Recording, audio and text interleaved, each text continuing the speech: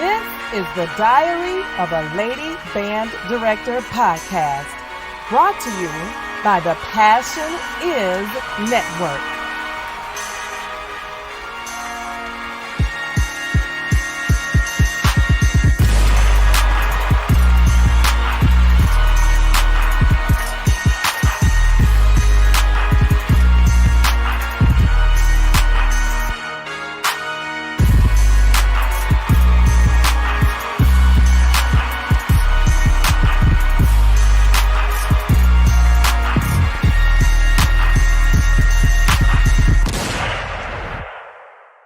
Quiet.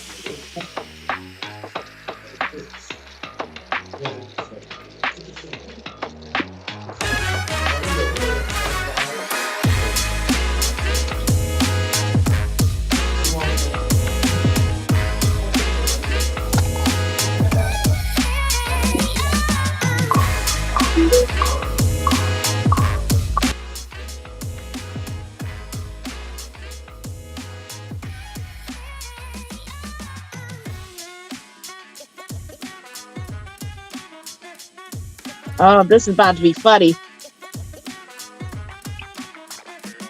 More of technology's realms. I know I look like a Sith. Look like I a look very Easter Red Riding Hood or something. Well, it's not Stop red. burger. Was So popping. Lauren, you got access to the playlist now. You just have to reopen it. Okay. Oh man, this is about to be funny. Who all We in here? starting with ignorance. Well, No, hey, I told you I was cooling. I told you I was coming to cooling. I wasn't on that type of time. I'm chilling. Yeah, Mark was here and something happened. I don't know. Maybe What he he be had back. walking, I'm chilling. I'm on my best behavior. You are lying. I love me a New Orleans accent. I'm sorry. I'm cool at a shit and I'm on my best behavior. That is, you are lying. Baby. What's that, Mo?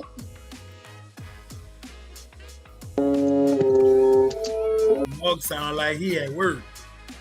Yeah, it sounds like band practice. I just left myself. Whew. You had to talk for a minute because Lou, I got somebody that need the link and I'm in my car on my way to PA.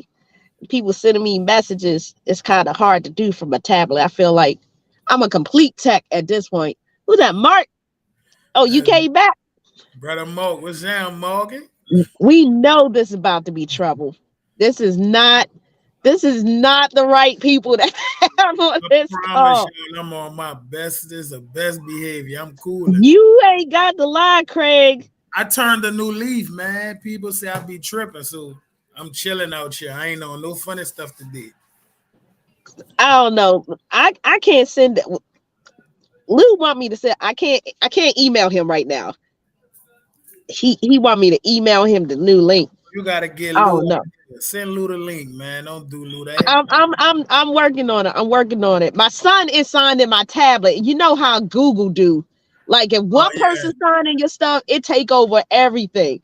So everything about to say Chaz King. So if you see Chaz King, that's my son. I don't know what in the world Chaz King mean. Ridiculous. I'm gonna send this email though. How y'all doing? It's like it's Good Friday, so we gotta kind of be on our good behavior. Got to. Even No, though you know, people like me used to say, "God know my heart; He created me." That's what black people say to cut up. God know my heart. They say he ain't finished working with me yet. He ain't finished working with me yet. He's still working. He ain't done with me yet. He got some kinks to work out, but he's still working. The problem with this statement is he actually does know your heart. Right. True. That is a problem. That means we use that as a reason to cut up, though, Mark. You know that's what we do. We use it as a reason to cut up. Black people don't need a reason. We don't really need a reason. We'll pop out just because. If we think you said something wrong, you could have said something right. If we take it wrong as a rap for you. I don't know how to send this to him without closing. Hold on, I'm gonna close all these windows. Trying to operate from a tablet is not. What stadium that is, Mo? I'm at U of H. I just walked out the band hall into the stadium. I just wanted to show y'all that. Oh yeah, Tulane beat them in there. I remember Okay. Yeah, we're not gonna talk about that one. that. At least you lost to the champs. Hold on. The only way I could do this is to close this real quick. I'm here, but the only way I can send him this message is to close this real quick. I'm not gone. So just, I don't know, talk amongst each other. Talk about, the good things happening in life. Like Mark, who's about to be Dr. Mark Martin. Man, stop playing with my big dog. I'm already knowing. They can't tell him nothing now. They really ain't going to be able to tell him nothing once he become Doc. What is it? Oh my God, that smell. I said I'm doing my dissertation on Burger Brooks, so that's coming soon. Oh gosh, that's funny. I told him don't drag me too bad now, bro. Save a little room for the rest of them.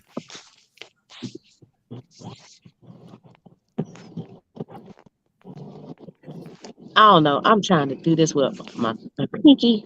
Man, I need Lou to get up with technology. Just forward it to yourself. He'll be like, can you send it to my email? Who sends stuff to email now? Link. Not one person. Not one person.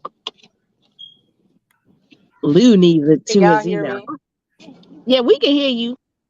Okay. This thing will not connect to my earphones for anything.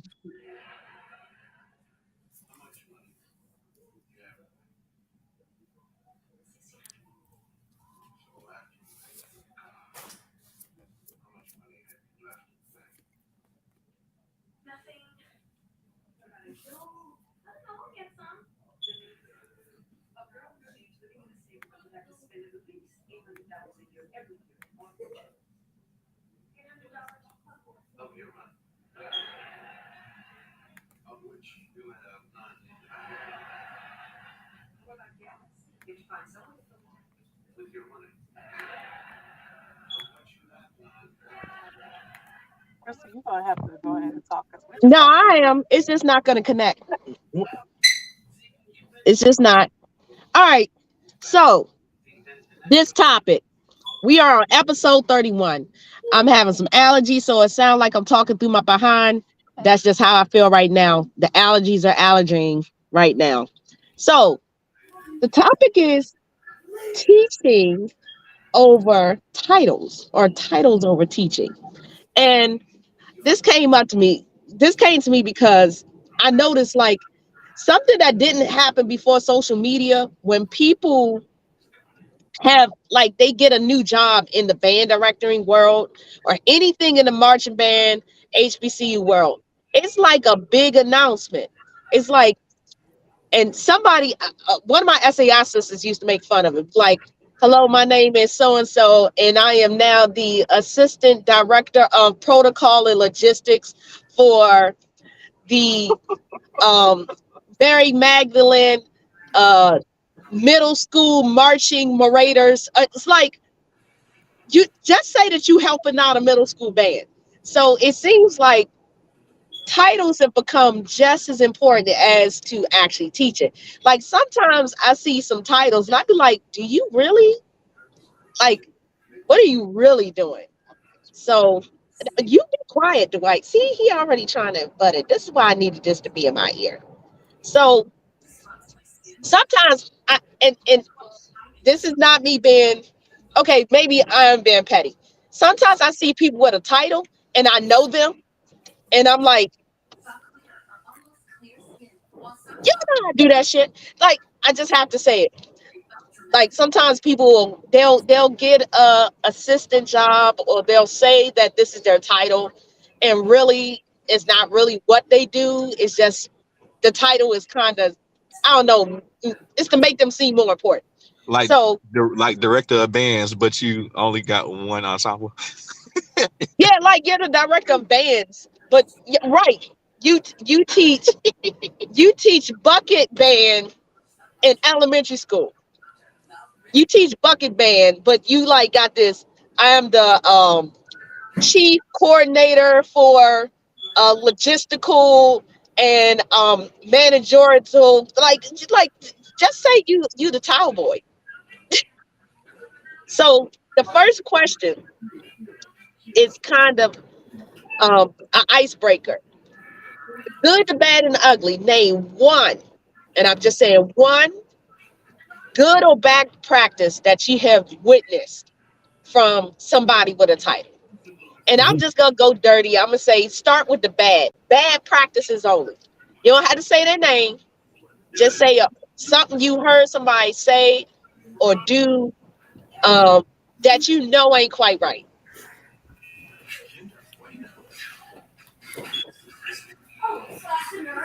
Anybody can go. We talking about pertaining to music or otherwise? Yeah, we talking about music. Okay, that narrows it down.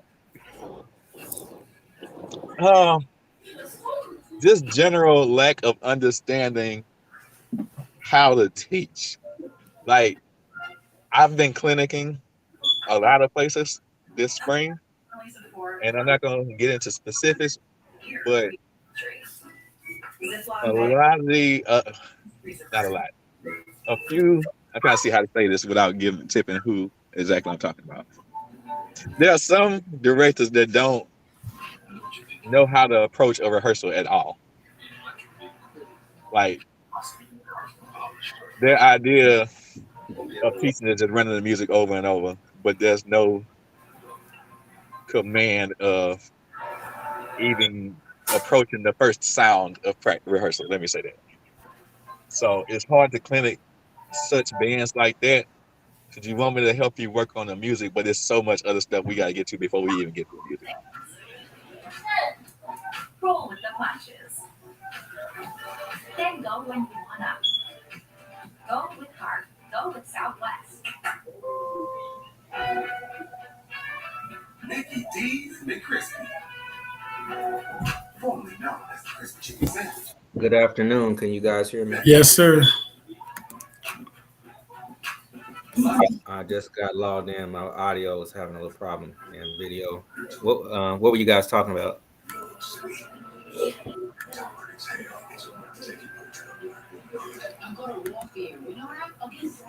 I have no idea where Krystal went at. She was on and then it clicked off. I wanted her to reiterate that question again. Yeah, I've just got on, so I didn't even hear the question. She got bumped out, so she must about to come back. Hey, to answer her, boy, we could be on that all day because I see a lot of. What's the question? I'm sorry, all day. Just basically. Hello, can y'all hear me? Hello. Yeah, we hear you. Yes. Hello. Yeah, we hear you. We can hear, but I don't think they can hear us. Oh, now I can't hear. I can't hear anybody now that I'm unmuted. I can barely hear you, Burger. You can't hear me? But yeah, the question, I was going to tell you what the question was. Krystal, stop changing the document. The good, the bad, and the ugly. Share one of the best or worst teaching practices you have witnessed in band directing. What made it so bad or so good? That's the question that we're on. Okay. Man, I saw something wow. I saw a band director take a beginning group of musicians, pull out some music they never saw before, and count the song off as if they knew it. And then he got mad at the kids because it didn't sound good. And I was like, bro, like this is all wrong. Like you literally put this music on the staff for these kids. It was like 1, 2, and they like, I'm like, bruh, I gotta get up and leave when I see stuff like that. Cause I'd be like, this is people that y'all trust with educating these kids. And it's probably something he's normally doing. And you could tell because none of his bands is good.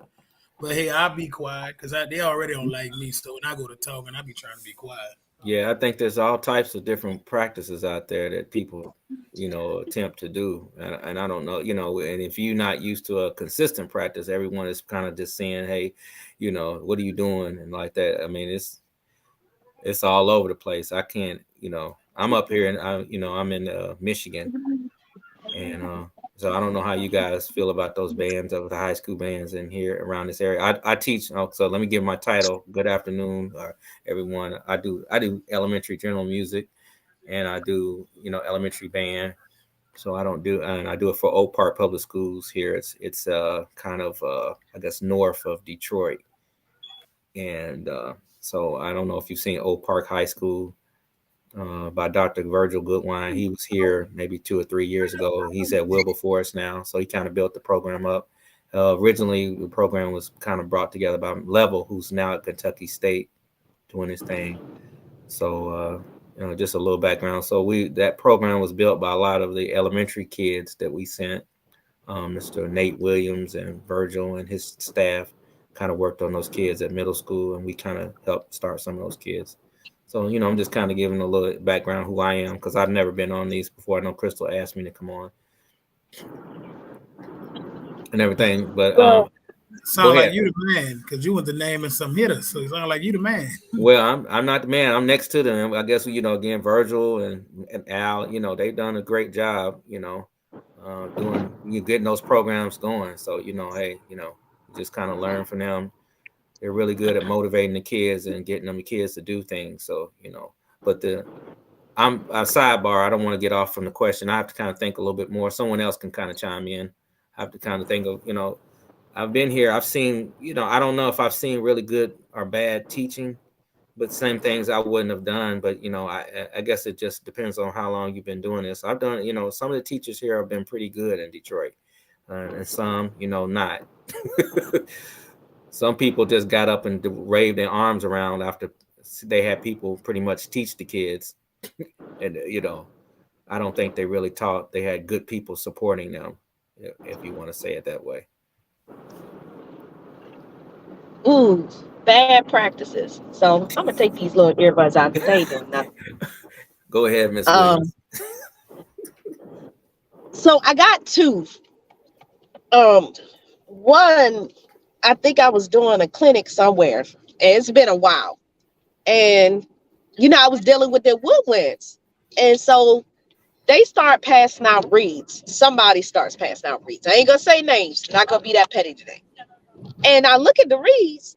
So I came with some reeds for the kids. I came with like Van Dorns. If you are a woodwind player, you know that Van Dorns are like probably the better reeds to work on. But at the bottom of the barrel are like Ricos. And so they start passing out these Rico reeds, like a size 2 to clarinets. Like, that's like playing on paper. Like, anybody knows reeds. Ricos are like, I don't know, they're like the great value of reeds. Not certain. Great value reads. Yeah.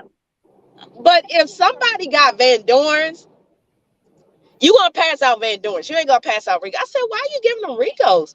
And they were really too soft. And they was like, because I want the wood ones to have an edge. And I was like, you want them to be flat as hell. That's what you want with those thin ass reeds. That was one. And then I think the other statement came from somebody.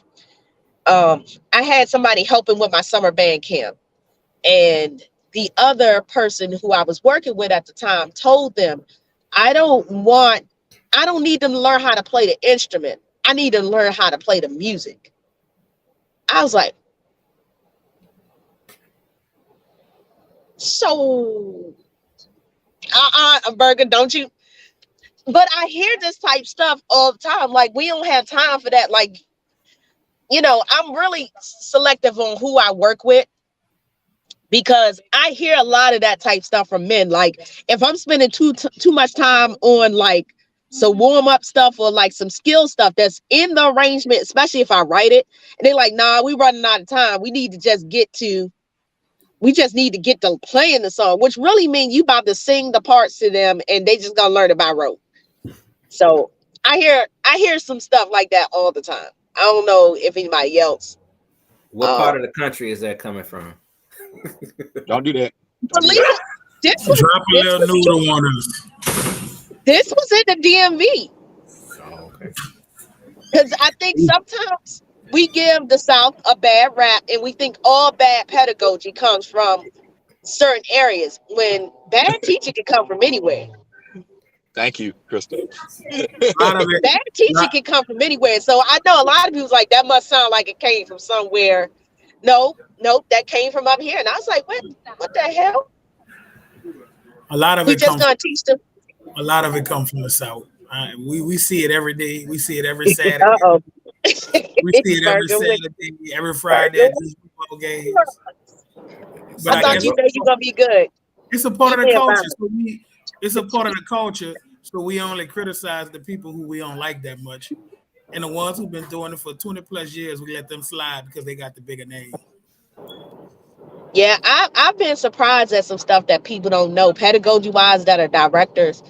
I mean, like basic stuff. Like, and I'm not a trombonist, but one big pet peeve of mine I see is people undercutting positions 2, 3, 4, and 5. Like it should be E flat, but it sounds more like E natural because they too far in. I like, that don't sound good. That don't Or sound on good. That's not. trombone, not knowing that the first position is not all the way in. Yeah, Right. I was That's true. thinking about that. Yeah. And I'm not a trombone player, but I know if I want to pretend to say I'm a director, there's certain things that I know for every instrument is just not good. Like it's just But not good pedagogy. I think that also is so we know this happens. So we're trying to figure out how we can fix some of this stuff too. You know, I think one thing I like that you do, Krystal, is that you play a lot of instruments. So I tell young directors, take them instruments home and learn them fingerings and play the instrument, play the scale, play the first 5, 6 pages of the. You know, if you're not a flute player, you go take that flute home and get familiar with it. And it's the way that you do it. That you know, if you're going to teach bad stuff, they're going to learn whatever you show because they're looking at you. They're really watching you when you do those instruments. So I used to try to just pick up an instrument different each day. You know, I play trumpet, but I pick up a saxophone. I'll do saxophone. I'll do flute. I do clarinet or whatever I need to get done. You know. See, and I don't know, y'all, the male delegation. I feel like men are really not, I feel like I was picking instruments.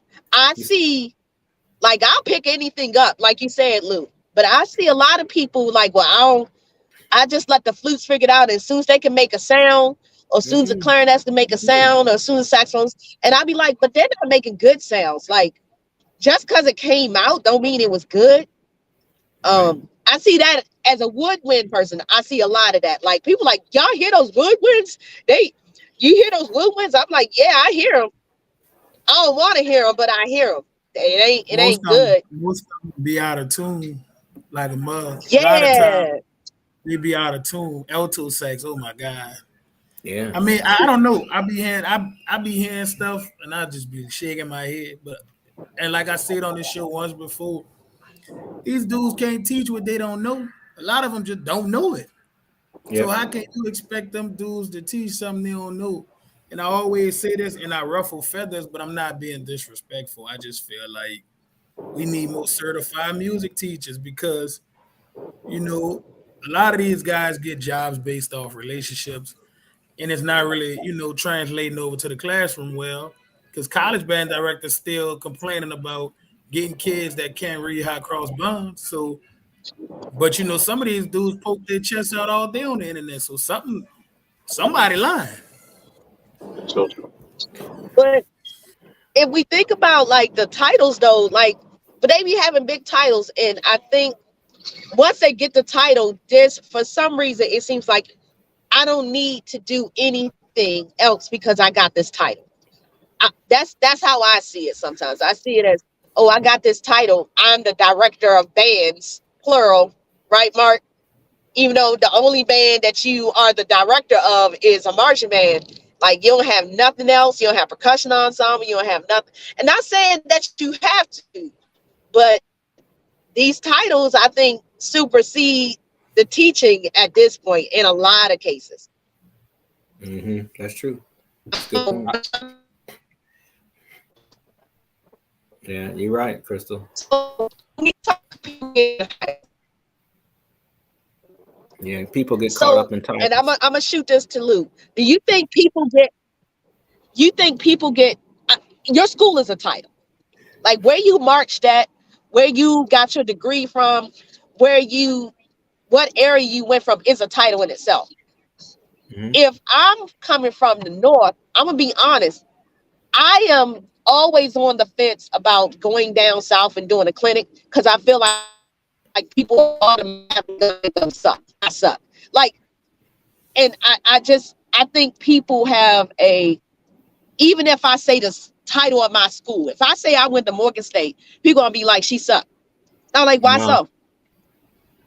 No, I don't know why they say that. But see, I'm a little older than you guys. And see, like I told you, Krystal, I met your director, Melvin Miles, early on. I'm probably older than a lot of, and so I know that he was a solid guy, and he did a lot of phenomenal things.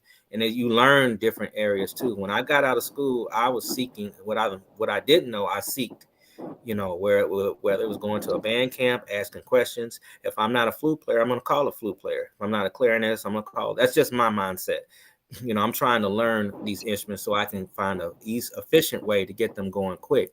And some people can catch on to them, and some people can't.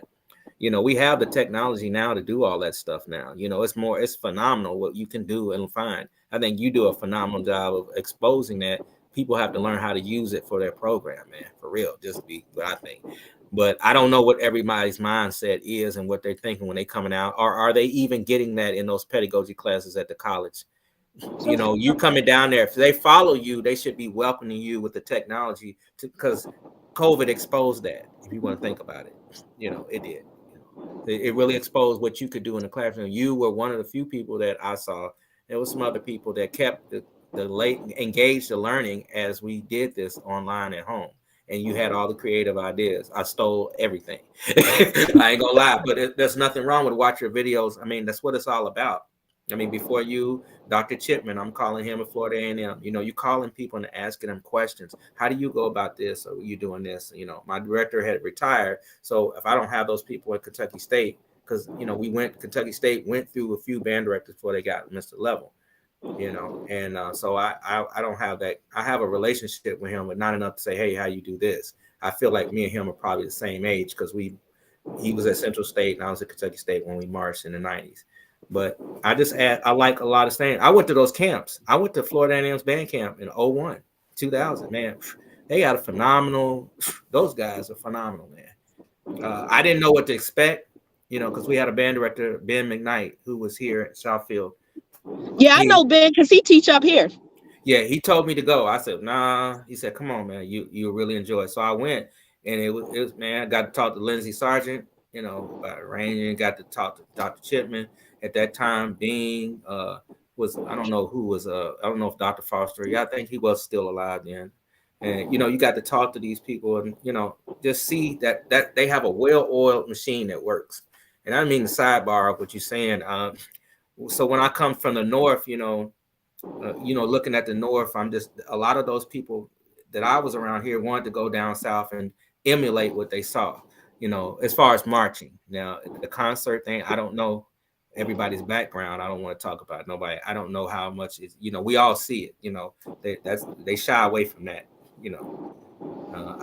some people do, some people don't. I don't want to just be on here saying, oh, they just don't do it. It just depends, I guess, what you like. I don't know. What do y'all think? Chime in, guys. Come on. I don't want to do all the talking. Why don't people ask? Like, once they have the title, if they don't know something. I don't know, but you better ask, because when that band gets on that stage and they get out there and they perform, that's going to be, people are really kind of evaluating you on what you taught. If your band's up there, they sound crazy and all that stuff, people are looking at you saying, well, Dad, what is that? What you doing? And, you don't want to be rude, but you should, if you don't know something, just don't know something. Ask somebody that's a veteran, Now you have look like you itching. Go ahead. You look like you itching. Don't play it safe. I don't know. Look, Why don't people ask? Someone said pride, ego. Man, I don't know. I didn't know. I don't know everything. You know, who knows everything? You know. I believe a lot of them don't ask because just honestly, if you ask for help, right, it's basically a flaw. You don't know something. And a lot of these dudes built off of pride. So to reach out to somebody that do the same thing you do, they basically know your weakness. And a lot of these dudes ain't about to give you their weakness. So they'll like sacrifice the sound of their band just to say I built this myself. Yeah, that's a good point. And you could be, and they're building it all wrong because listen, I was always told a stupid question is a question that you don't ask. So that's right. For me, if I don't know something, I'm asking, hey, look, I need help with this saxophone. I need help. I don't play this. Right. I need you to help me out. But a lot of people ain't about to get on that type of time. They're just not. Right. I agree with that. You know, I mean, I guess, you know, I went to school in the 90s, early 90s. So, you know, it's different now, man. Everybody trying to have this crank blow mentality with not no intonation, balance, and blend, man. You got to steal from everything to make your gumbo. You know, you got to take from drum corps. You got to take from the good bands. What are they doing to make their band sound good and consistent? But you can't, I ain't doing that, man. I ain't doing that. Yeah, okay. Well, you know, that's why your band intonationally sounds the way they do. Can they hear? Some people don't hear. You got to really listen. How often do you listen to the culture of good bands? Do you play that? You know, I'll put in a good band sound, you know, versus, you know, because bad intonation is bad intonation. I don't care what band. Well, you got 30 or 300. If they all out of tune, they do. And everybody should be able to hear that if you're a musician. If you play the instrument, at least, you know, I don't know. I just, you know, Florida A&M does a great job, you know. Jackson State, they do a good job, I think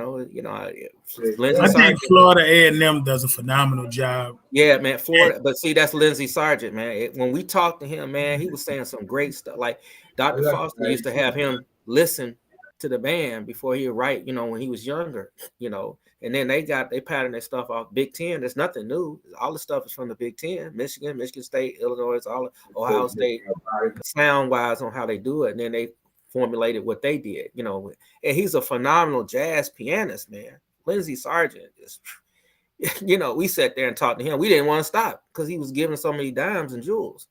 You know, the guy's he knows the chord changes of all the jazz songs in his head. He knows them. And then he's just a phenomenal pianist. And, you know, his major instrument is trumpet.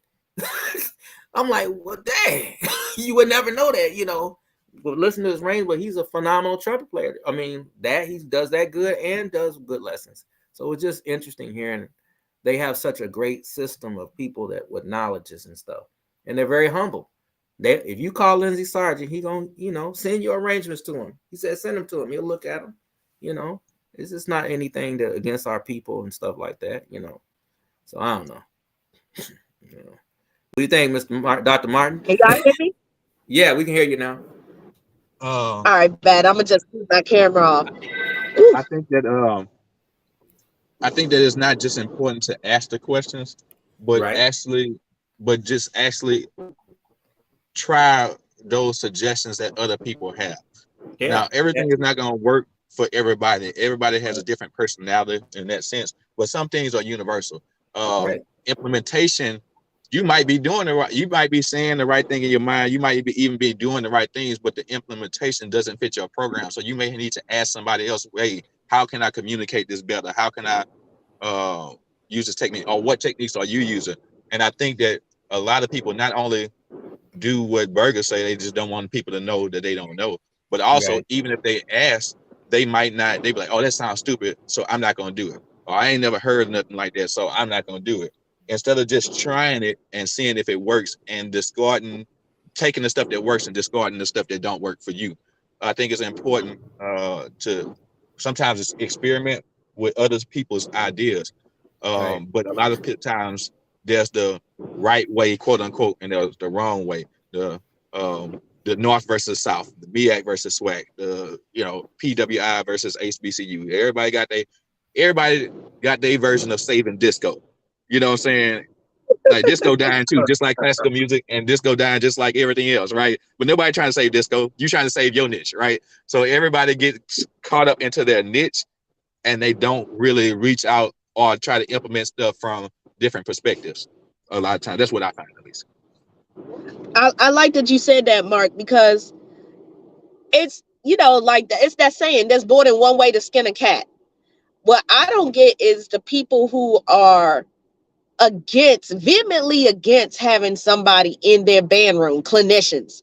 Like, I always thought that having clinicians in my room just reinforced what I was already doing.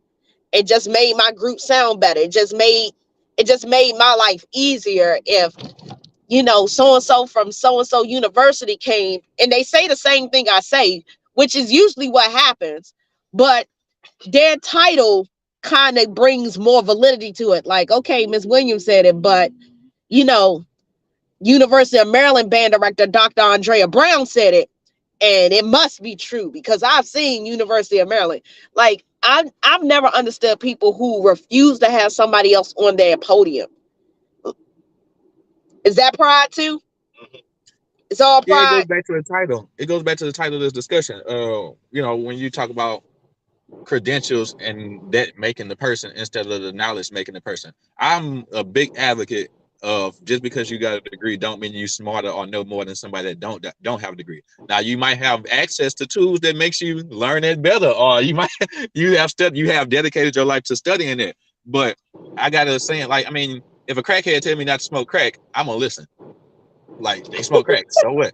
Like, they probably know better than I do, right? So like somebody, oh, that person don't know, they didn't do this, they didn't, okay, maybe, but they might be telling you something that's valuable. So if you don't listen to that crackhead and be like, I'm gonna smoke crack anyway, okay, that crackhead know a little bit more about being wrong than you do, right? So we just kind of got to get off that pride and ego and try and just listen more often and take what we can. It's funny. So Kayvon Ronald said in the chat that I chewed him out about how he was teaching his kids how to play over the break on clarinet. I did, because that's how he did it. And he said his professor in college told him that was the wrong way to do it. And because he got it done, it was kind of like, well, I got it done and this is easier. But when I explained why it was not the right way to do it, I'm sure he kind of was like, oh, like that happens to me on trombone all the time. Like, I asked my husband, I have more degrees than my husband, but he is the trombone professional to me. Like, I'll never negate that. I don't care how many degrees I got. He been playing trombone just as long as I've been alive. So why wouldn't I listen to that person who's a professional in that realm? I think it happens more so. I think percussion is like that untouched devil in the band room. Like, people really don't know nothing about percussion. I've gotten in so many arguments about percussionists need to know how to read. They're like, I don't write marching band parts for percussion because they ain't gonna read it. I'm like, who's the band director? You or them? Like, I don't know. I ain't never had a kid outright tell me they wasn't gonna read what I put in front of them. Now, they may want to change it, and that's up to debate. But again, I do think at some point the title does have to have some validity and respect. I hate it when people try to challenge me and I do have the titles and the degrees go with it. Berger, what you got to say?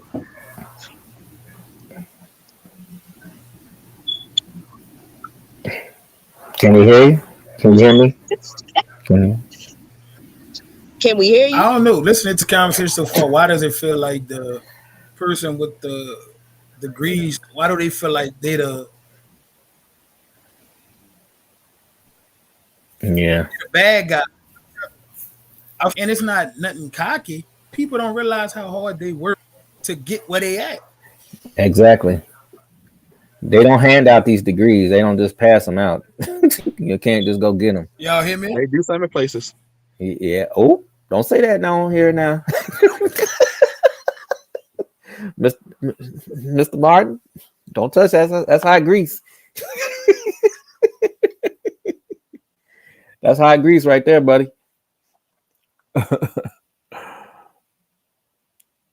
Man, I think everybody went off. It's just you and me, Martin, right? It be like that sometimes. Yeah, I got to I go to learned. this next. Yeah, I mean, I don't, but I don't know, man. I'm just I scared some people. I scared everybody away with my last statement. That's what. But no, That's what it was. You right though. I mean, I'm not gonna say. The proof is in your band. So I don't know any of these cats like that. I just sit and listen, and you can tell if there's some teaching going on, if it's not. I think that your band speaks for what you're doing in the classroom. Whether you ask a question or not. I get the pride thing, but it's going to show when they listen. Oh well, dang, you ever heard a tuning? You ever did this? and well, I think that's a misnomer too, though, because you said the proof is going to be in the pudding. I've seen great band directors, like great, phenomenal directors that had bad programs outside because of things outside of their control. Maybe they weren't funded properly. Maybe they weren't supported that's properly. true. Very good point. I mean, very good point. And I've seen band directors with no degrees that had better bands, and then of course I've seen band directors with degrees and that did well. I think that when we narrow things down into those little boxes, that's where we get in trouble. Then that's why I'm not gonna. Everybody got their reason why they're not gonna listen to somebody.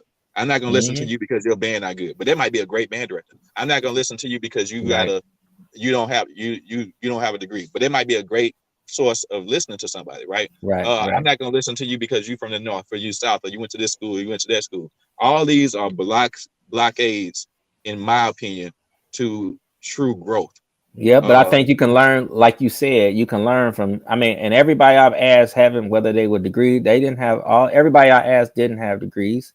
Depending on what it was and how they did well, you can learn something from everybody in this field. And you're right. It's a stunt if you don't challenge yourself and try to ask the question just because of the degree or not degree. I'm not saying that, oh, well, he ain't got no degrees. He don't know what he's talking about. No, you can learn from anybody, But this conversation started off with a binary choice, which was, the bad things and the good things. But we spent a lot of time talking about the bad things, but I've seen a lot of good things. Me too. A ton in band halls across the country. Organization, being organized on having a nice organized system that works and gets the kids engaged. And how do you engage the kids to go home and do what they need to do? Everybody has how are you going to get these kids to improve and grow? I've seen, people chart out things on, okay, Monday we're going to be here, we're going to be here. They have all the right method books and right things that the kids are going to do. And like you said, the funding is depending on where you stay, that's huge, and how you're supported with scheduling and monies and stuff like that. So great point. I like that. Are they coming back in? Yeah, they're starting to come back in. One thing specific, there's a couple things specifically, like something as simple as I forgot who taught me this. But I've always been able to fill quarter note triplets in 4/4 time, right? Right. It's an abstract concept. So I thought triplets on let's say eighth note triplets in 4/4 time, that's kind of more simple. 1 a lit, 2 a lit, 3 a lit, 4 a lit. Right. But that quarter note triplet or that half note triplet is a little bit more tricky. Right. But somebody told me, they like, well, the note tree gives you the answer because 2 eighth notes equal a quarter note, right? You say right. So why don't you just write it out? And I'm trying to teach my kids, right? You say, have them write it out, eighth note triplets, triple lit, 1 a lit, 2 a lit, 3 a lit, 4 a lit, and have them tie 2 of them. There you got quarter note triplets. Right. I was like, dang, yeah, that makes so much sense. And then he and then do the same thing for quarter notes. Once you get the quarter notes tied into the half note, then you got the exact meter for that. And it was revolutionary whenever they told me. See how I want to say Terrence Brock was the one that told me that, and I just blew my mind. Just like, God,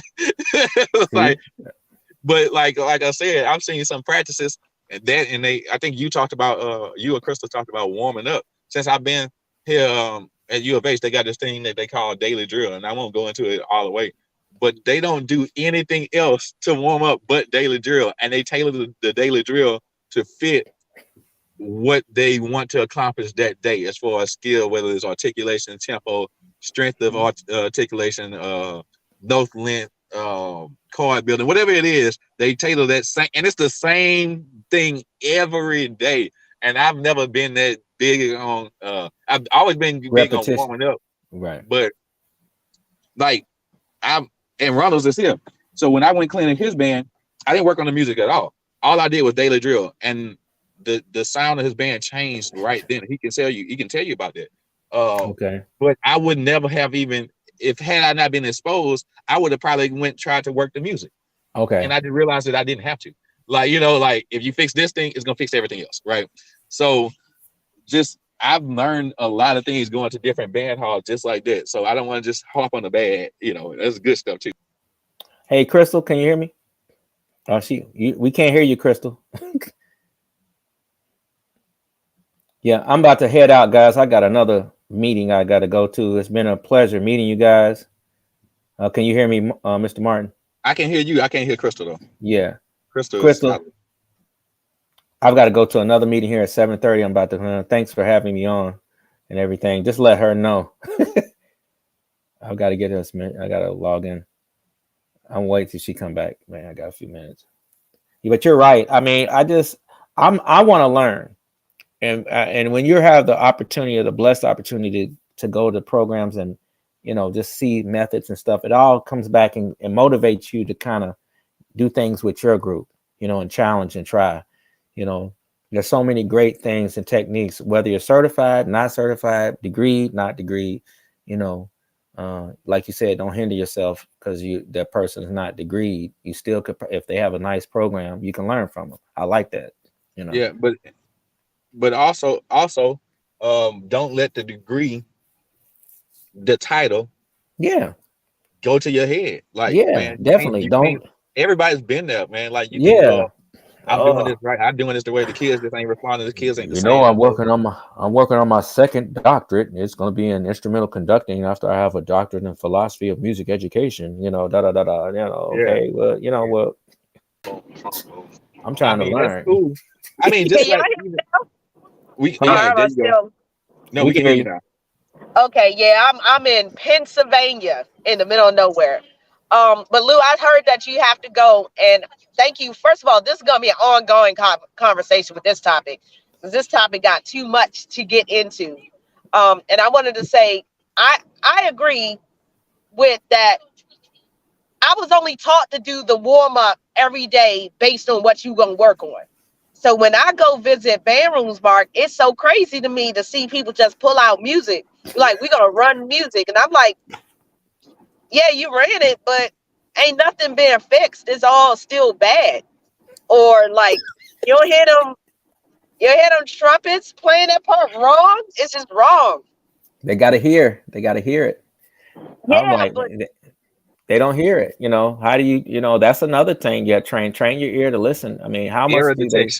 Yeah. How do you? Okay. All right, trumpet. That's good. All right. Let's go outside. But see, error detection is on the teacher test that people kind of demonize.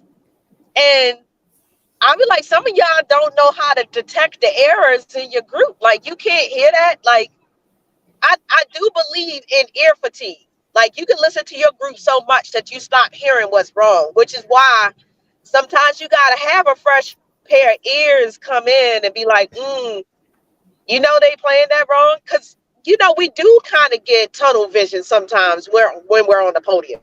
I know I do too, but I just don't understand. I don't understand not having skill-based approach to your ensemble, even with them learning music. Like, I don't know. I don't like students not having self-efficacy. And if I'm just teaching them songs, then that means that if I'm not in the room, they can't teach themselves how to do something else because they don't have nothing to build that knowledge on. That's my opinion. I don't like to be outnumbered in my classroom. I don't need 120 idiots. I need 120 kids that can listen and say, oh, you playing that?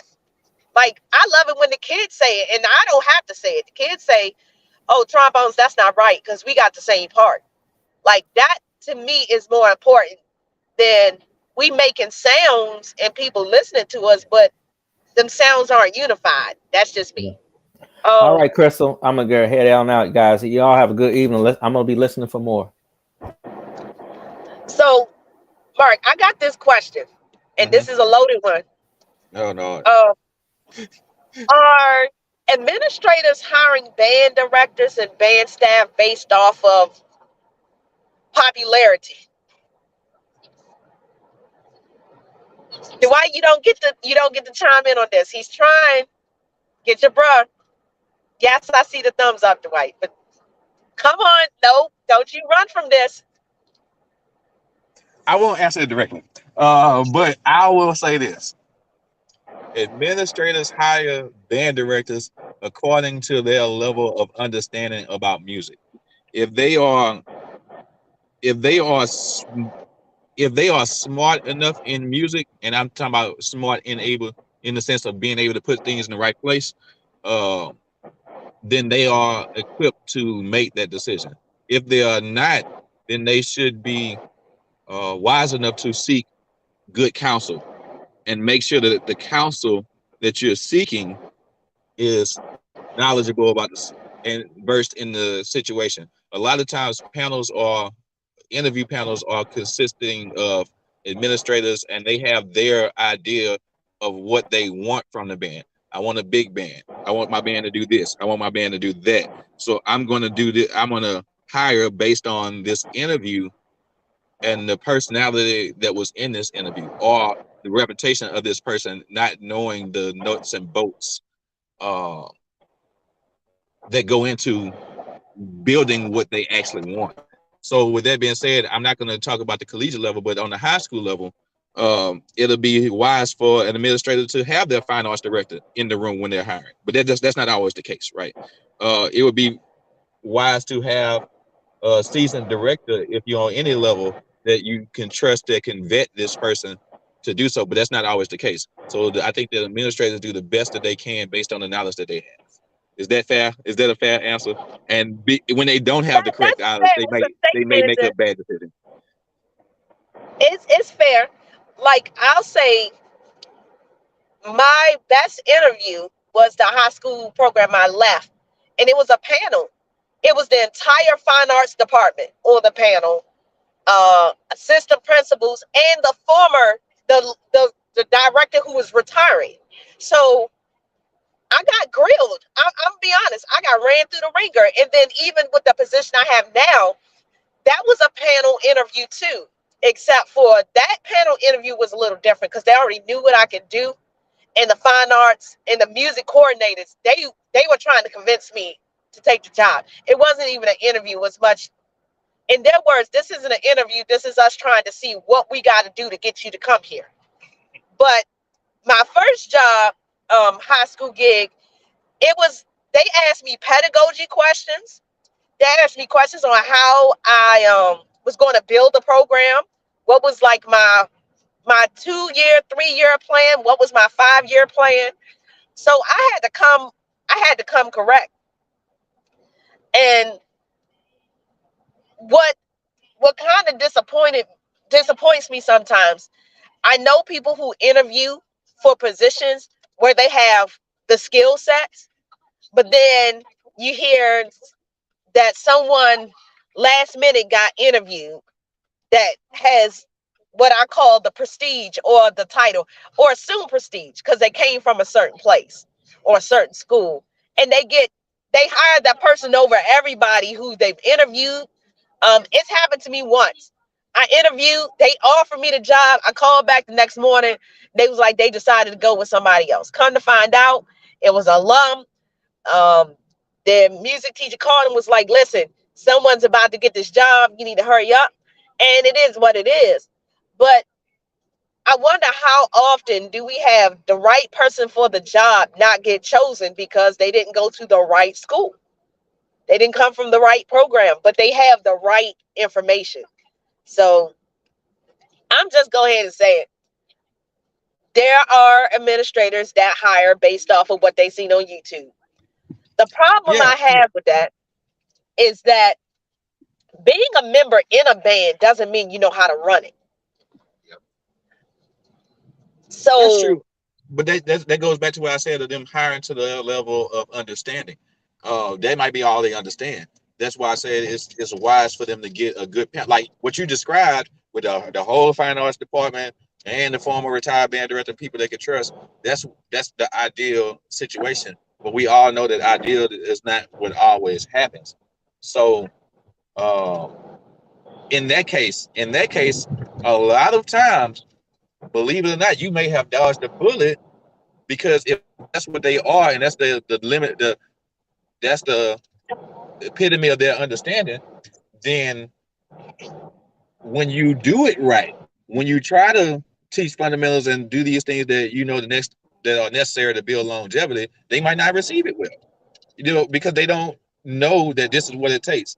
Case in point, a lot of people take jobs in places where they want a big band, they want a good band, they can give you all this money, but then when you say, let's say you're in the high school and you say, well, for the first game, we're not ready to go on the field in March.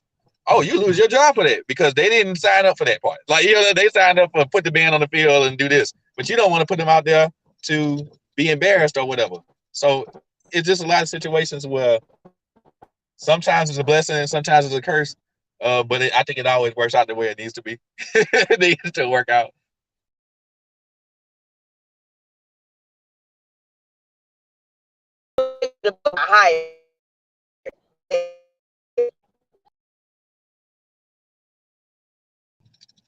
Oh, I lost Krystal.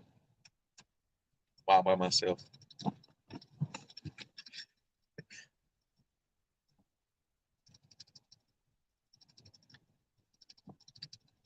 She's having technical difficulties because she's in the middle of Pennsylvania. Nowhere, Pennsylvania. Oh, there she goes. There you go.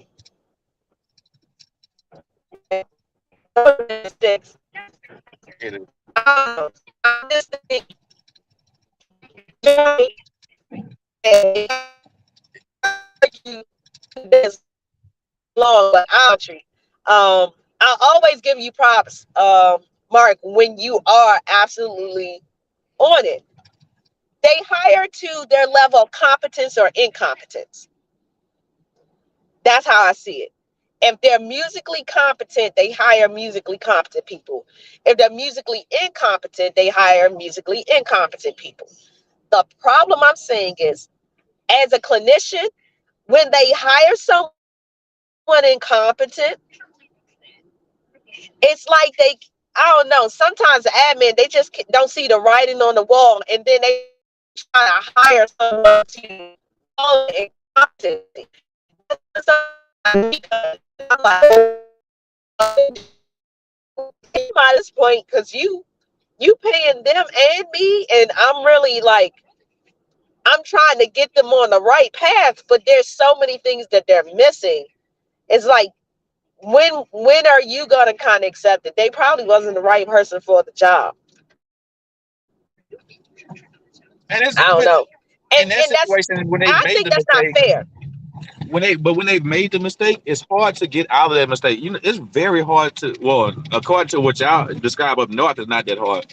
But in the South, it's very hard to fire a teacher. Like, it's very hard.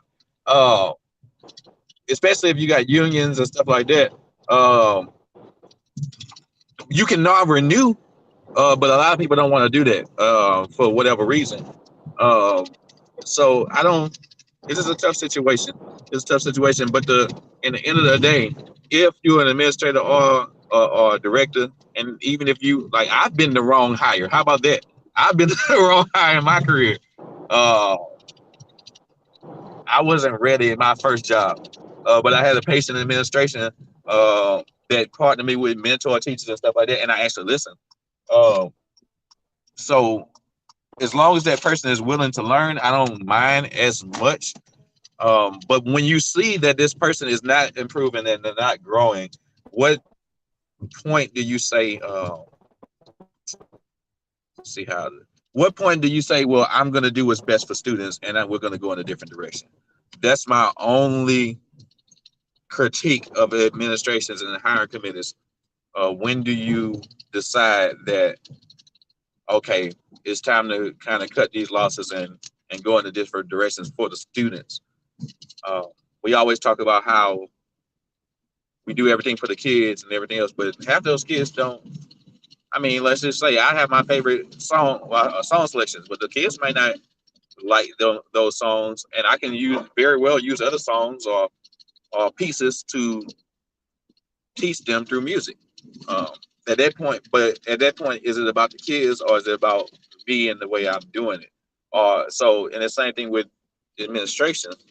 Is it really about the kids or is it really about saving face? Or is it really, but we just don't want a controversy right now?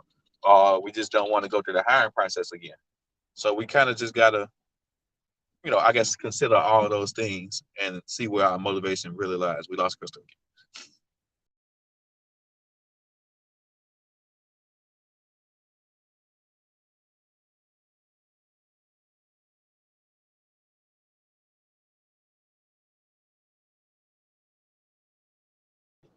So he read it and let me back in. It's just straight. Back. Yeah, I'm back. So I agree with the administration. Like, they don't know when to call it quits. Like, they keep putting money into someone who just ain't got the juice. But here's a sidebar. When everybody knows that person ain't got the juice, and they are egging on their ego like they do.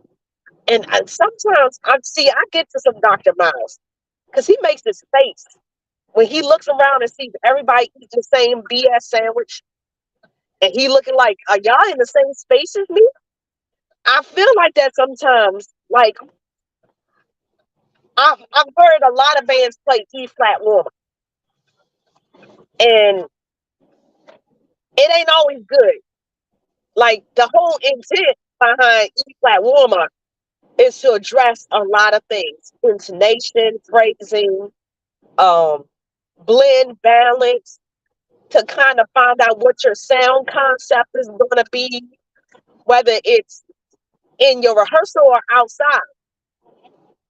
Those warm-ups are meant to give you a check as much as the kids. Like, okay, they're out of tune here. Like, and you can fix those things.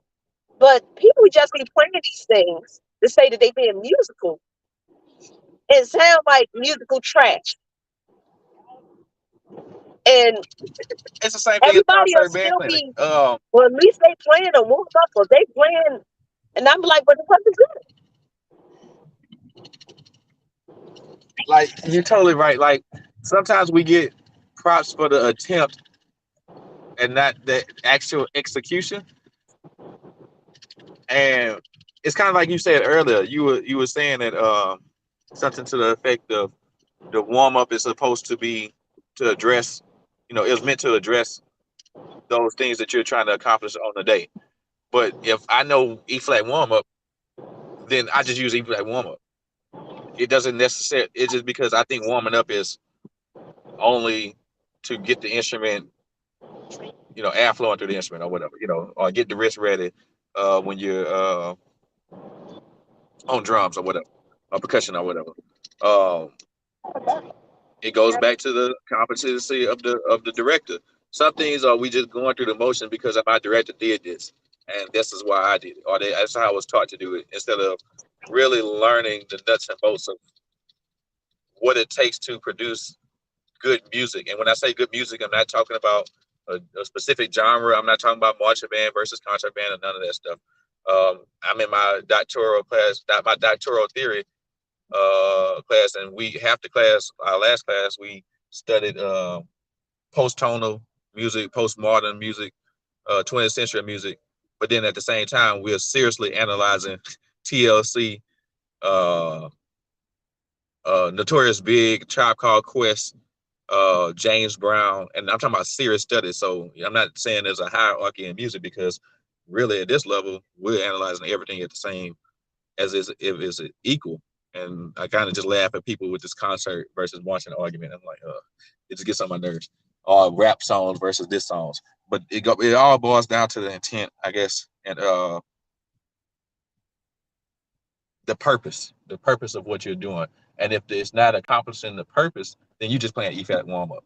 like you said. But just so why do it at all? Like I don't know. I'd rather you be honest with yourself, and if you're gonna crank up, just play what you know. Don't just play something for the sake of saying that you trying to do something. Because to me, that's disingenuous. Like if I only like fried chicken, I'm not gonna, and you come over my house, I'm not gonna try to switch it up to try to prove to you that I know how to make something more than fried chicken. I might be the best fried chicken cook out there. I'm not gonna be like, well, let me show you I can make vegan fried chicken. You don't know what you're doing, and it's okay. Like I'm not a jazz person. I've only had to run jazz band out of need. I didn't do it in college. It's so I'm not gonna like lead with intro if I'm not really good at teaching that style of music. I'd rather you be honest with yourself and don't be disingenuous with what you can do, trying to prove to people that you can do something else. Well, that's my very opinion. I hard. don't know. That's very hard.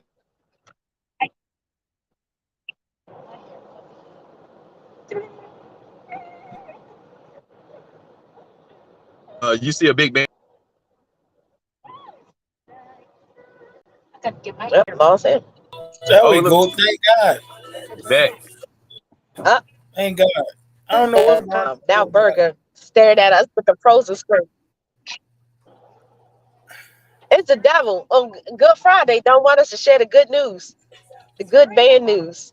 Can y'all hear me? Yeah, we can hear you. We can hear you. I don't know what's wrong with my computer. Never done this before. Dog, the internet acting buku crazy out here. I'm telling you, it's the devil. Don't want to. I told you earlier I come in peace. I should have came on here tripping. I probably would have had good connection. It's the spirit of Quan. I do like Quan. I feel like it's the spirit of Quan. But Burger, you breaking up and I'm breaking up. I'm probably not gonna stay on too long. yeah, but I mean, people a lot of times want an excuse for why they band don't sound good or whatever. So they blame others or whatever. But it's hard. Alice Fraser told me this, and I actually tell this to my kids. He's out of Southern University, the band director in Port Arthur Memorial High School. But he told me, he said, man, if I had a cake and I baked two cakes, they both look the same. They both, taste the same. They taste exactly the same. They had the same ingredients. But I take one cake and I put a glove on and I take a knife and I mash up that cake and I serve you both cakes. Which one you gonna choose? Well, you're gonna choose the one that looks better, even though they're the same, right? So it's a thing about image. Some people do stuff just for the image, and it works. So if it works, then why not? So now take that same analogy, and the cake that tastes better is the mashed up cake that don't look good, but then the cake that tastes bad is the cake that looks good. Most people still gonna take the cake that looks better, right? So I look better when I'm playing space cards. I look better when I'm playing a march, even though I have no march concept, right? It just looks better. It doesn't matter about the execution or how the cake tastes. It just looks better. So I'm gonna choose that one. So that's why it's important to look the part at least. And sometimes we fall in love with looking the part more than we fall in love than actually being the part, if that makes sense. I hate that so much. Dang, I froze in the face palm, Burger. She froze in the face palm.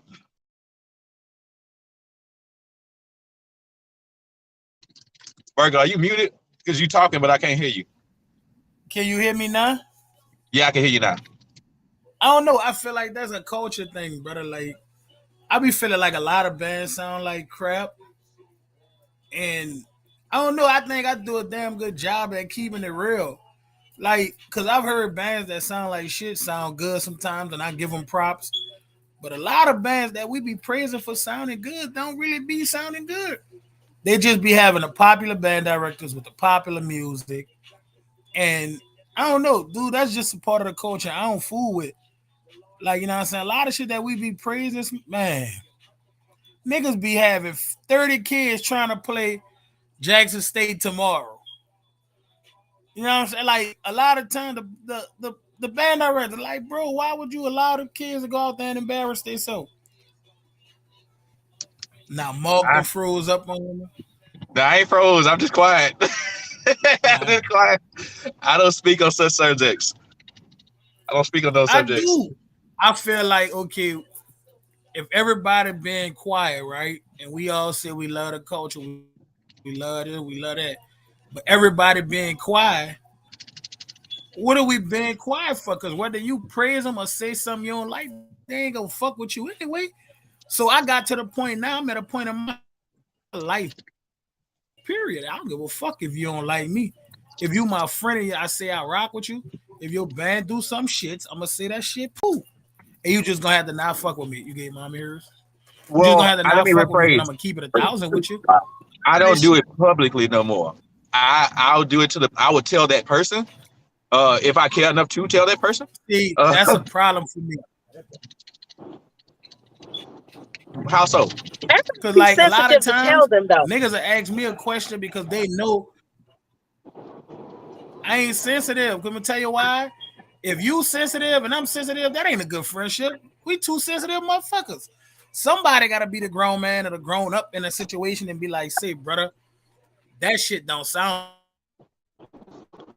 good. And I may be a minority because a lot of times, dog, everybody be telling them it sound good. It be making me think I'm crazy. I see posts all the time with high school bands in general. But Burger, here's my problem. I agree. My problem is it turns into this sensitive tit for tat. Like, I'm not gonna publicly shame you. That's one. That's just not the type of educator I want to be. Like, if I think you're doing something crazy and you just might not know, I'm gonna send you a message or I'm gonna call you if I'm your friend. But if I'm not friends with them, I keep my mouth shut. Because even when you don't talk bad about them, they still think you talking bad about them. Oh, like, that is contagious. that right so there. contagious. Oh my God. So I be like, I didn't even say anything. Out, Krystal. Burger, someone went all the way live about me. Honest opinion. Burger, someone went all the way live about me. I said nothing about their program. Bro, you'll be surprised the screenshots I receive from people dogging me my name. But the crazy part is I always ask the person why they feel so comfortable dragging my name to you. That's what I want to know.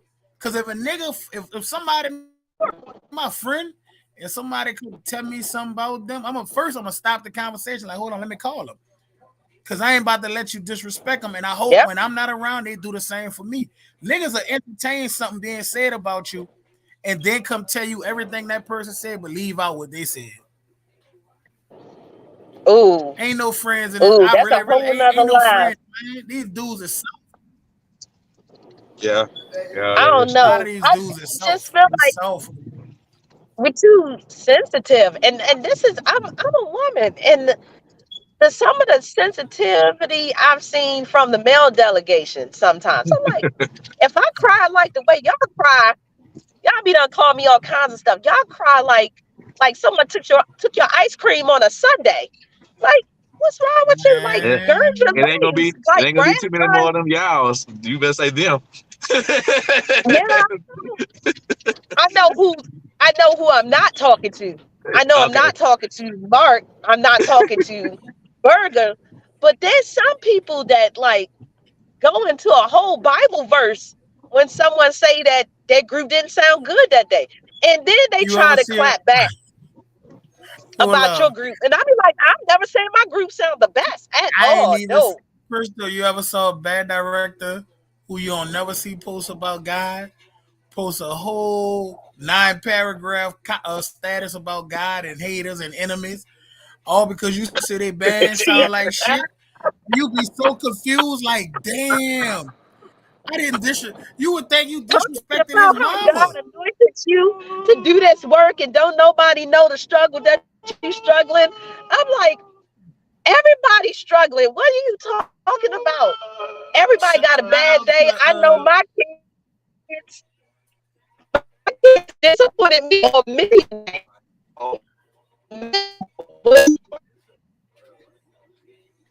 Shout out to the band director still using COVID for all them wrong notes. That's what killed me.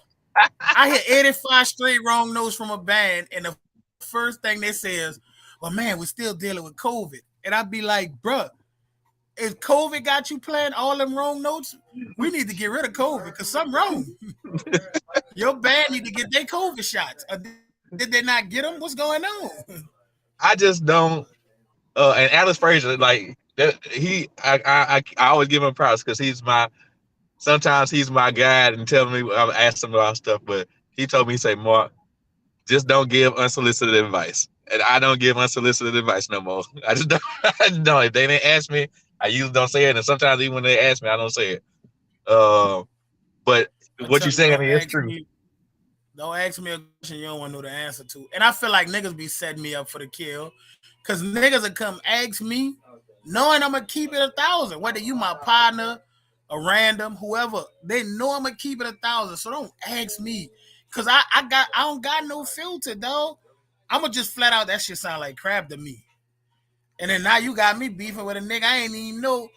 Because you asked me a question on a public forum and I said, hey, it sound like crap.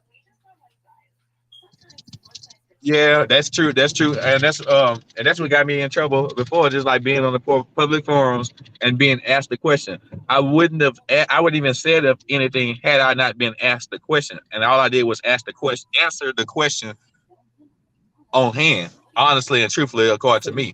Now I'm not God, and my word don't mean the end either. So my opinion is just my opinion, but at the same time, people be getting hurt. So that's why I just personally stopped. I realized my word meant more than they led me to believe.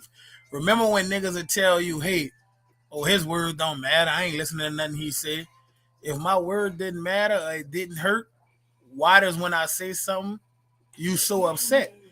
Because in naturality, people like us, our words actually do matter. Yeah, I've been told because that if I was a nobody to you or I was insignificant as you said I was, my opinion on your band wouldn't even matter. I've been told that my opinion matters a lot, and what I say carries weight. So, you told me my opinion mattered in a major way. I should only say complimentary things, because if I say negative things, then it matters. So if I say complimentary things, then it matters. And my response to that was, you can't have half of me. I'm a whole person. So I have good opinions and bad opinions. Positive opinions and negative opinions. But all of it is said in love, from my perspective. So if I can't do both, then you can't have none of me. You can't just have half of me, and that's why I don't speak on a lot of things, because I'm going to keep it honest. So therefore, you can't have half of me. So if you can't take my opinion when it does not line up to what you're saying or what you feel or what you believe, again, my opinion, I might be wrong, but it's my opinion. So if you can't take both those sides of that coin, then you can't have the coin. So when you say an opinion, okay, if you make an assumption of a band and say band A don't sound too good versus band B, and I give you musical facts and say, okay, this is why this band don't sound good. Is it really an opinion or is it a fact? It's still an opinion, but it's at least that opinion has been substantiated.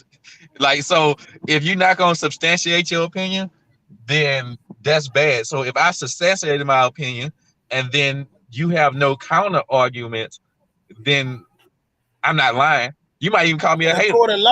In a court of law, you just articulated a fact. You're right. In a court of the law, you just articulated a fact. You supported it with evidence. But so I might be better at arguing than you are. So that don't necessarily mean I'm right, though. If you convince me, You just told me I supported it with evidence, gave you evidence for why I know I'm right, and you couldn't give me none. The other person argument, they couldn't give me none. They just arguing off emotion. So I upgraded your opinion to a fact based on the fact that you gave me the evidence. Hey, this is a fact. Support it with evidence. Yeah. So you might need to be a lawyer. I can see where you're coming from. I put like this. I was on the debate team, so I can debate. Look, I know for a fact that I can debate something that I don't believe in and I know is wrong and still beat you in a debate. Man, so does that mean that I'm real? Does it mean that it's real? You may not know this, dog. I'm such a fan of you. I randomly get on Facebook, right? And I saw everybody freaking out about the China, Russia. And... you saw?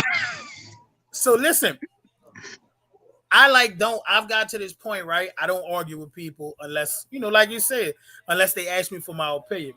But I just so happen to be strolling on my Facebook and saw you basically explain to people and tell them why they need to calm down.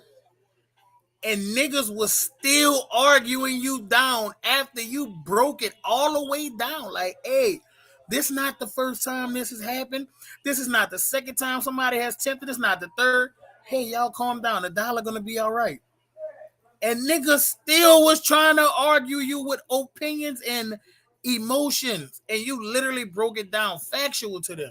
Well, I said, boy, Mark got patience. You notice that I didn't, when they said what they said, I already stated the facts. So I didn't try to convince anybody, because if they believe what they believe, they believe what they believe. I spent on that particular subject because I left my full-time job as a band director to take a part-time job at University of Houston and work on my doctorate degree. I supplement my income by trading in the market. This is what I do every day. So whether the market going up or down, I'm making money. And a lot of people don't understand that. They only understand what they hear. And that goes back to not being knowledgeable about that subject matter. So why would I argue with somebody that does not depend on this particular set of facts for their livelihood? You know what I'm saying? When in band, okay, you got your opinion, that's fine. I'm gonna do it my way because I depend on that for my livelihood. I depend on the stock market for my livelihood right now. So with that being said, I'm explaining it to you so you can, for the benefit of you calming down, not for the benefit of you understanding. But if you want to stay panicking, then stay panicking. That's what's up. Like, you know. But how crazy is that to live? Like, I honestly watched you, and that wasn't my first time seeing you do that on a subject where everybody was going crazy, and you would come with the mic drop, and I'm on my side of the computer like, this man Mark is a genius. And he don't even know it. He probably ain't even trying to be. You just stating your facts on the situation because you done research. A lot of people don't do research. They just share what they heard somebody else say. Oh, such and such said this, so next time I get into a Facebook debate, I'm gonna throw that in there. Bruh, chill out. And it'd be flimsy too. But the point of the matter is, that, like I said, going back to the conversation at hand, the point of the matter is, when people who are truly knowledgeable and truly understand certain things, understand that they don't really understand much at all. Therefore, they need to, keep learning. So when I heard about like the China thing, I investigated. When I heard about this warm up, I investigated it, and then I saw for myself that. As the Bible would say, taste and see if it's good. And it tasted good whenever I ate it. You know what I'm saying? So therefore I knew it was up. But I gotta make sure that I'm not looking for information that confirms my own biases. First, I gotta acknowledge that I have a bias and deal with that from there. Because everybody has bias. There's no such thing as an unbiased opinion. We all raised different. So the way I was raised is gonna bias me to think in a certain way. So I have to acknowledge that and then listen to see if I'm just confirming my own bias by these information. You can use facts in all kind of ways. But it comes from a mindset of humility. They say, I have bias, I'm not perfect, so I'm gonna listen to what you have to say. Now, some stuff is just BS, so I'm gonna just summarily dismiss it. But at the same time, I'm still going to listen to see if it's BS. I'm not gonna just dismiss it off the top. And I think that if most people would be secure enough to understand these things about themselves and examine themselves, then we would get along a little bit better and we would learn a little bit more from one another. So that's why I approach situations the way I approach it, not confrontational, but just, iron sharpening iron. And whether I'm that not person about wants to to sharpen argue iron with you. me or not, that's I'm up to not them. about to argue with somebody who I know has more knowledge in the situation than me. If anything, I'm gonna step back and listen. If I really don't know something, a lot of dudes be scared to in a way get schooled on something they don't really understand. So me, I don't care. Cause guess what? Like you said, we don't never stop learning. You learning every day. You can have 1,000,000 degrees, but you still every day. Life is about learning and lessons. You're gonna learn something every day.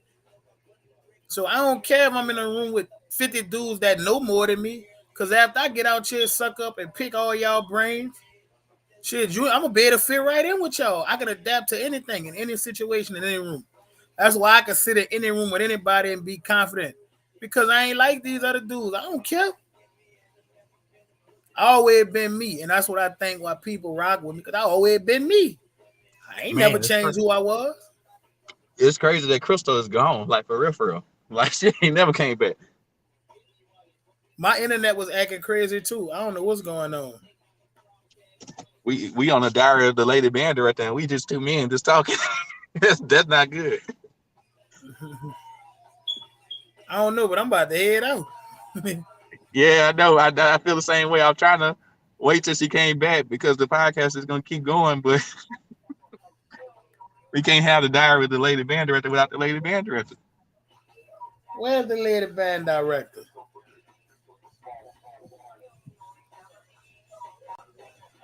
I can't see no comments anyway, so. No, the podcast. No, that this ain't Krystal. But no, the podcast ain't gonna keep going. I'm here. I monitor everything that's going on. So y'all good. So if y'all got a dip, it's all good. I'm not gonna hold y'all because I know she is on the road. So y'all good. Y'all absolutely good. But y'all definitely. I figured she was on the road. After I said, she busy as hell. She always working. That's one thing about Krystal. Yeah. She was moving and shaking. So. But yeah, if y'all got a role, it's cool. Mark, you cool. I don't never got no issues with you. Every time I see you, it's always a big smile and we chop it up. Burger, man, look, listen, I gave you plenty of shout outs on the show on Talk That Talk plenty of times. And you are absolutely right. You keeps it 100%, man. I'll be watching y'all sometimes. And when you start talking, I'll be like, yeah, he absolutely right. So, hey, I'm rocking with both of y'all. Y'all boys are definitely talking about something. I appreciate it, man. Hopefully one of these days you heard me. We can meet up in person. Yeah. Thank you. Same here. Same here, man. Hey, Mark, you don't know what? Man, I got to put the camera on. Hold on, because see, who's talking to me? Man, all right, hold up. Let me turn it. Boom. There you go. Oh, my bad. Yeah. So yeah, I my hair is rough, man. I don't be. It's all good. It's all good. I usually got the cap on, man. I most definitely gotta meet up with you in person, though, G. Yeah, I'm a small minority though, dog, because when I go to talking, boy, I didn't realize I make so many people mad until I see them in the streets, and they be like, "You don't know what you talking about." I be like, "I know exactly what I'm talking about. That's why I said it when I said it."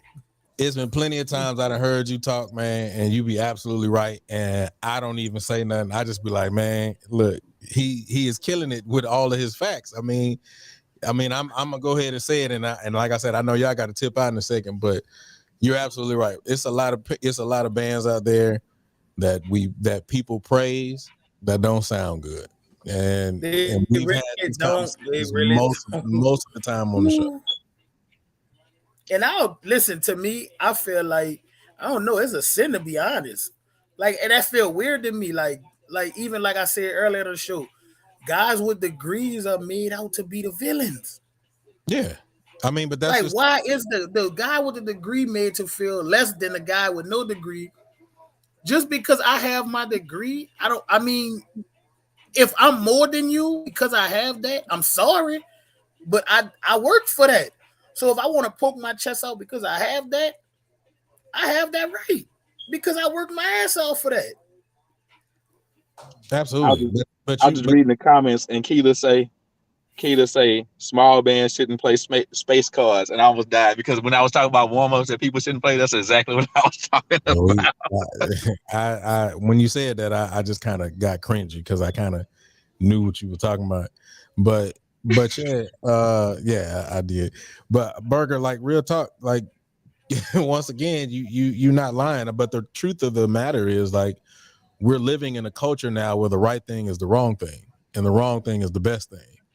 And so, and I'm not even just talking about band. I'm just talking about life things that when I was coming up, that was considered the wrong thing and disrespectful to not only yourself but your community, your people, your whatever, is now the thing that is praised. And so that has just trickled down into what we're doing as far as music education, band, all of that, and so that's just the truth of the matter. So when somebody who has some relevance to what they're saying comes along, and it's really kind of in the same vein as Mark was talking about, like I can offer my opinion and it can be based in fact. Like I can really give you a fact that makes absolute sense. But the truth of the matter is, as long as you got 200 and whatever clicks and likes and you got everybody else kissing your butt and saying, man, you sound great, then what you saying don't even matter. I was told one time that 1,000 people. I put a status up a few weeks ago saying about music educators and certified teachers. My bad, Mark. Go ahead. I didn't hear you. It was a lag. I'm sorry. No, go ahead.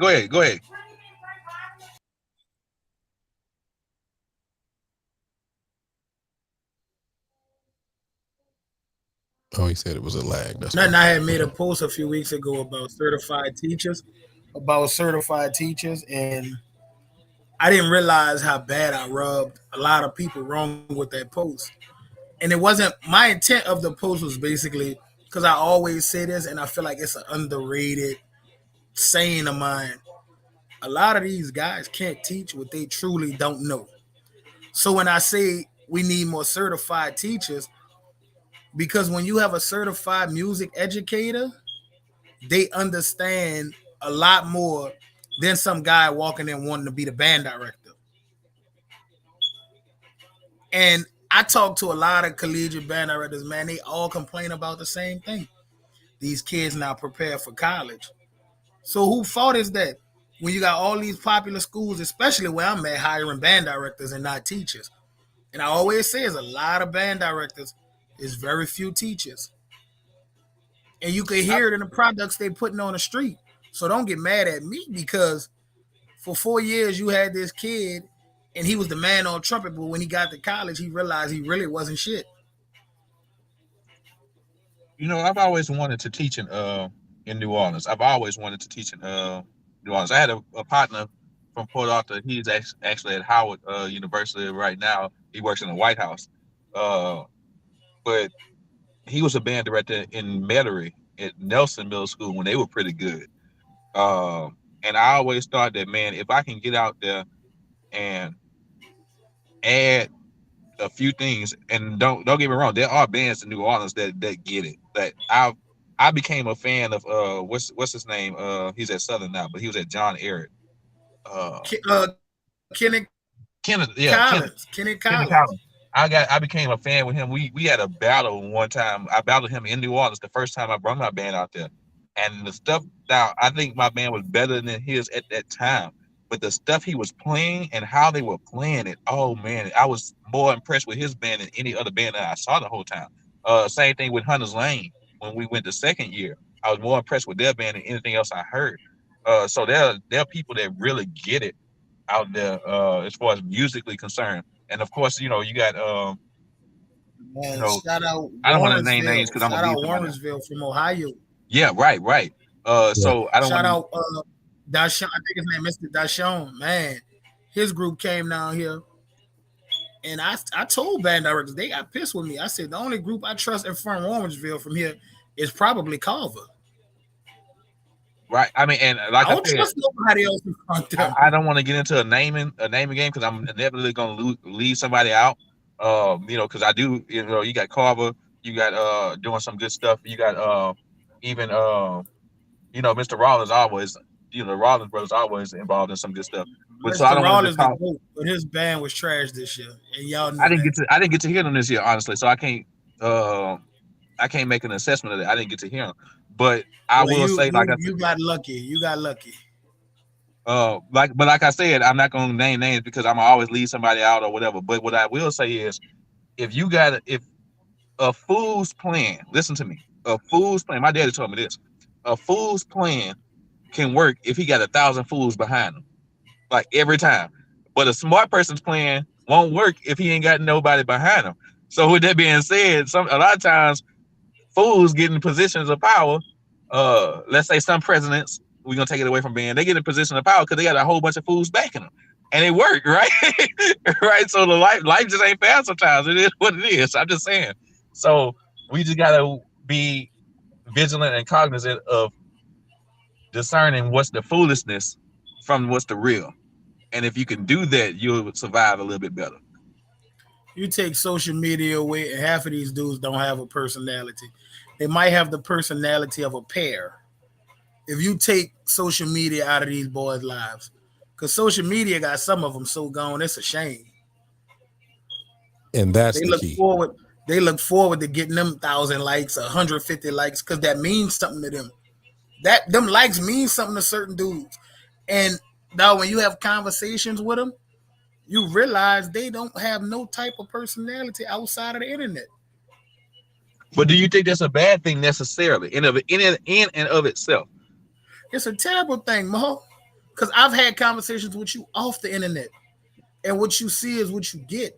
A lot of these dudes be one person on the internet, and then you meet them in person, and you like, man, niggas weird.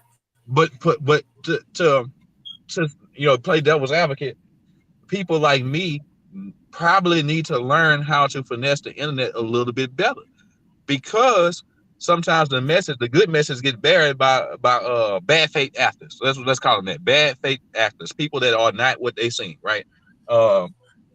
But the good faith actors don't use those platforms and use those systems in a way that is effective, and their message doesn't get out there. So I'm not going to demonize social media because somebody else is better at using it. I'll use Donald Trump for example. And again, I'm not defending Donald Trump. I'm not disparaging Donald Trump. This is just an example for whatever side you is. I don't care. I really just don't. But he uses social media effectively, right?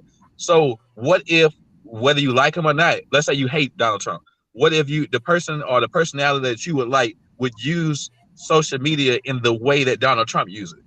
Then maybe there'll be a source for good. You know, when bad people, when good, huh? Yeah, I think he answered his disagree. own question when you said earlier they got a bunch of dumb motherfuckers out here. Well, That's all that is. but it actually goes further than that, because the truth of the matter is you can have somebody who uses the internet in the same way, but the message will still get lost, because at some point you're going to have to do whatever that quote unquote not so smart person or idiot did. I don't want to use the word idiot, but that person did in order to be able to get the attention that they got, which means that you're going to have to pull yourself into that lane. So in doing so, you're actually pulling yourself out of who you really are in order to be able to grab their attention. So that's true. And if you get on really being who you are, you're only going to get a certain percentage. And that percentage is not going to be enough to be able to make enough noise the way you want to. That's true. That's why I don't like the phrase common sense. Because common sense is just that. It's common. It's not above average sense. It's not exemplary sense. It's just common sense. And the common man or woman, for that matter, or they or them, whatever you want to call yourself, is dumb. So I want extraordinary sense. I don't want common sense. I really just don't. I want extraordinary sense. I want above average sense, right? So what you say is very true. Even if you go biblical, everybody know I'm a preacher. But if you don't, I don't really advertise it. But even if you go biblical, broad is the gate and narrow is the way. most people ain't gonna make it. It is what it is. You know what I'm saying? That's biblical, right? So you are correct when you say the masses are not going to. The masses are mostly going to have what the Bible describes as itching ears.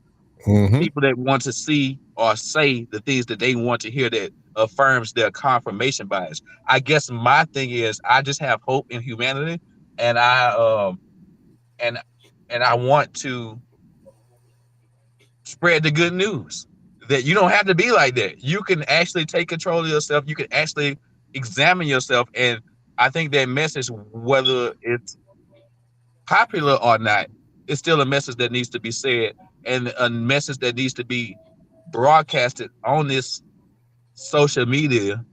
I don't think social media is a bad thing. I think that what you said is true, and about the masses and the majority, but the tool is still effective. So I still think that people with the good message need to learn how to use their tools more effectively to at least expose people to a better way of thinking.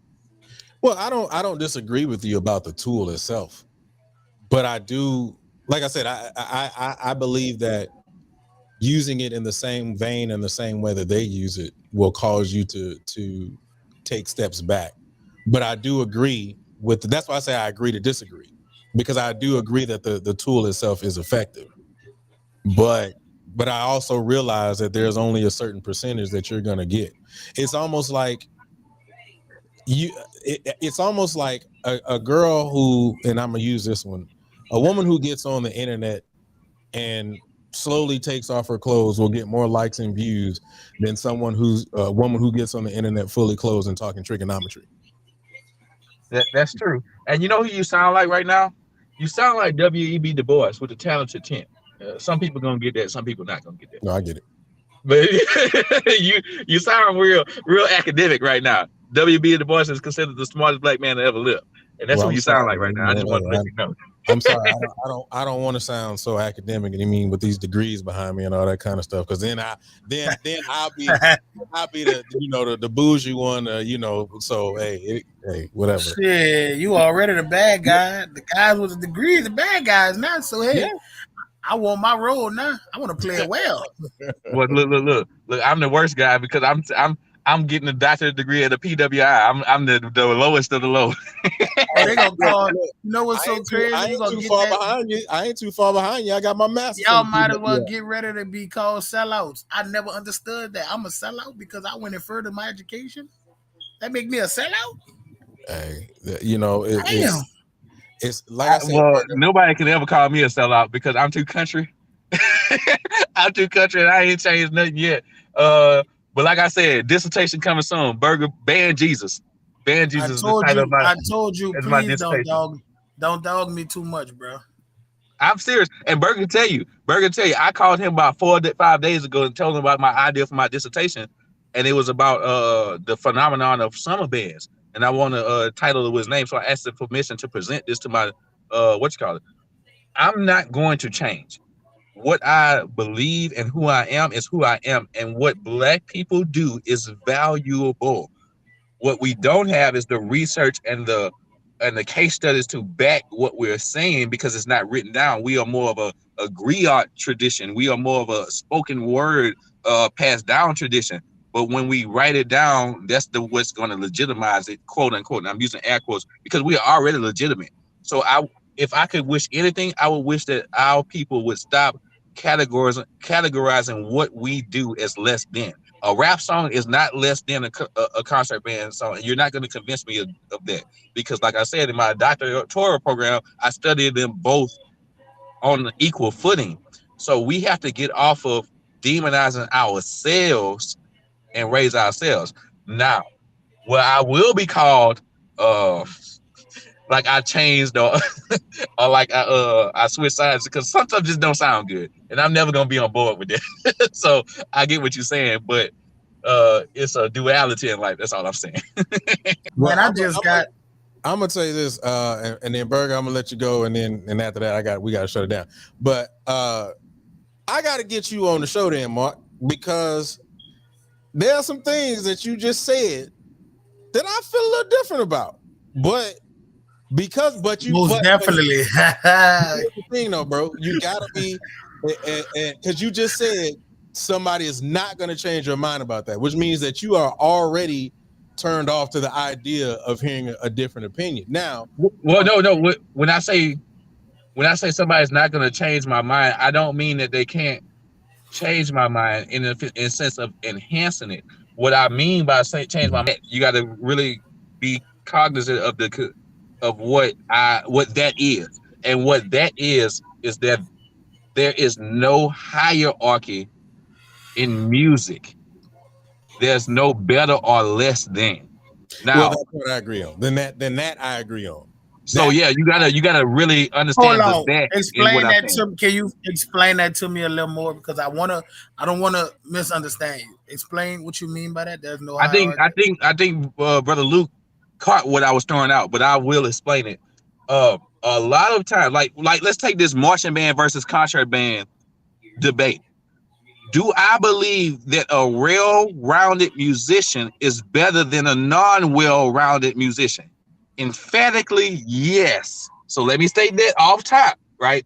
So a musician that can play classical Western art music and turn around and play jazz music and turn around and blow something, you know what I'm saying, crank on something. Because if I told you that at U of H, they use cranking as a proper term, like a technique a technique that can be used, a tool, you would think your head would explode. But they actually use this term as a proper noun, just as they would say cantabile. Cranking is a style of music.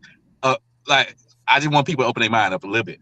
But what I will say is, I would take that well-rounded musician that can do all those things at the same time. I watch people like Arturo Sandoval and Wynton Marsalis, play classical music and then turn around and at the same breath play jazz music at the same proficiency. If I'm going to take a musician, it would be a well-rounded musician off top. With that being said, I'm not going to demonize the jazz player who only plays jazz. I'm not going to demonize the classical player who only plays classical music. And I'm not going to demonize the person who only plays rap tunes. Why? Because there's no hierarchy. Would I prefer if they could do all those things? Yes. But if I'm going to say rap music is less than, then I'm really not analyzing the analytical. Really not using the analytical tools that are available at my disposal. So for my doctoral theory class right now, my final paper is on a house is not a home and the analytical processes that go behind analyzing that, right? But if I said that in an open conversation, people are like, what? That's you playing house is not a home. That's not the same as Shostakovich. Okay, but I'm using the same analytical tools. And matter of fact, I'm going a little bit more in depth. There's minimalism, there's postmodernism, there's all kinds of stuff inside of that. So, and I can do that with rap music as well. So you can't convince me because I know so much about analytical and theory. You can't convince me that rap music is less than. Would I prefer a well-rounded musician that could do all? Yes, but you're not going to say that concert band is better than marching band because the same fundamentals apply. A B flat is a B flat. A E flat is an E flat. So I was see. All right. So here's the thing. Hey, Mark, I kind of disagree. I don't want to listen because I'm gonna tell you why. Jesus, like I get what you're saying though. That's why I'm afraid for you to go into it because we'll be here longer. That's why I was like, right. You got to really unpack this. It's not something that's gonna come in a soundbite. So so this is what I'm gonna do, right? And Krystal, don't be mad at me. I love you. So this is what I'm gonna do. I'm gonna need for both of y'all to come on the show on Wednesday if y'all are available, because I'm gonna change my time. Wednesday at what time? I'm available. We go at 7:15. I'm available. I'll be home. Central, yeah. Oh man, I'm in Bible class, bro. Oh yeah, that's Wednesday. That's Wednesday. I'm sorry, I will never be available at Wednesday. Yeah, hey, look, okay. But Mark, and the crazy part is Mark Solak and his pitch. Oh, you speaking of boy, if you did this on social media, Do you know how many some of those dudes who might hate you might like you again? Yeah, absolutely. They be like, yeah, he in it. He know what we know what we talking about. He with us. Nah. But then I would make them mad when I tell them their bands don't sound good. So But listen, all they need is one crack to get in there. You gave them enough to feel like, oh, he on our side. That's it. But yeah, man, we got I gotta get with you and figure out a good time for us to be able to. it's already, I'm always available unless God is involved, then I'm not available. Hey, I'm 100% with that. But yeah, I want to get on that, and I want to hear Burger's thoughts too, because I there are so many times where I've agreed with him that I want to be able to hear that, and I want to be able to get Quan and Portia in on that too, because we've had that conversation on multiple times, and because of that, I like I said, there are parts that you said I agree with, and there are parts which I'm just not with you, and that's okay. That's okay. That's what music. That's all right. That's what's up. Don't do it. Yeah. So I want to have that discussion, but I just don't want to do it on. Yeah, on that's cool. And I wish Krystal was here because, like, yeah, I don't like would that love she's to not hear here. her reaction when you said that. But my God, I would have loved to hear her reaction. Yeah, she gonna watch it on the playback. I just hit her up, so I'm just kind of waiting for her to get back with me. So she's out in the sticks. But yeah, man, I appreciate y'all coming on. Mark, I'm gonna get with you. Burger, I'm gonna hit you up, man. We gonna find a way to kind of get this thing going. Please let me know. I gotta be there for this. Yeah, so I know Wednesday don't work. I might have to have a special day with that whenever you free, that we can get this thing going, because I do want to have that conversation. That one's interesting. Oh man, I'm looking at the comments and they like be like, no. That's what I'm saying, man. That's what I'm saying. Bro, this is gonna be a good show, because if I know Mark, he's gonna be ready. Oh yeah, and that's cool. I do this, man. I do this every day, bro. And that's cool, because I know I try to make sure I'm ready. At least I try to. You know what I'm saying? I ain't the smartest person in the world, but I be trying to pull it out, and the rest of my panel be always on it. And then Burger, like I said, I hear you all the time, and you be on it, and you just be like, look, I'm coming from the dome, but I'm gonna be who I am. So it's all good, man. Listen, they got mad at me a few weeks ago before we go, because I said I've seen dudes with terrible marching band programs get on the internet and talk about concert band. If you're not practicing those techniques with your marching band, I really don't want to hear your concert band, because I know damn well they ain't doing it. Fundamentals should always be happening, no matter the ensemble. Fundamentals should all sounding good, period. That ain't just a concert band thing. And that's what this kind of like get tricky for me. Dudes make the sounding good part only a concert band thing. Facts. So all right, let me get ready to shut it down, man. I appreciate y'all, man. Y'all keep holding it down. I'm gonna get with y'all. I promise I will. Just look for me to hit y'all up, man. I appreciate y'all. Krystal. All right, brother, y'all take it easy. All right, hold it down, Krystal. I'll get with you, Krystal, when you go watch this on playback. All right, man. We'll see y'all. Appreciate y'all for watching Diver Lady Band Director. All right, we out.